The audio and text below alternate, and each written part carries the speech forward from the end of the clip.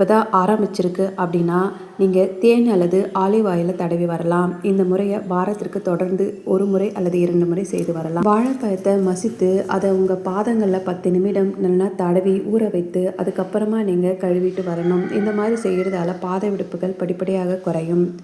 எலுமிச்சை சாறை இளசூடான நீரில் கலந்து வாரத்திற்கு 2 முறை நீங்கள் பாதங்களில் தேய்த்து 10 நிமிடம் கழித்து பின் கழுவுனீங்க அப்படின்னா பாதங்களானது மென்மையாகும். தேங்காய் எண்ணெய் மற்றும் விளக்கெண்ணெயை சமமான அளவில் எடுத்து நீங்கள் பாதங்களில் மஞ்சள் கலந்த நீரில் தேய்த்து வந்தீங்க அப்படின்னா வெடிப்புகள் மறையும். காலணிகள் தேவைப்படாத நேரத்தில் அதை அணியாமல் இருக்கிறது நல்லது. நீங்கள் தூங்குறதுக்கு முன்னாடி தேங்காய் எண்ணெயை கால்களில் தடவி வரலாம். இதற்கு ஒரு எளிமையான மெத்தடும் இருக்குது. காலை நீங்கள் முதல்ல ஸ்க்ரப் சேர்த்து கொள்ளணும். அதன் பின் எலுமிச்சை பழத்தை 2ஆக நறுக்கி அதை கால்களை தேய்த்து கொள்ளணும். பிறகு ஒரு அகலமான பிளாஸ்டிக் பாத்திரத்தில் தண்ணீர் ஊற்றி அதில்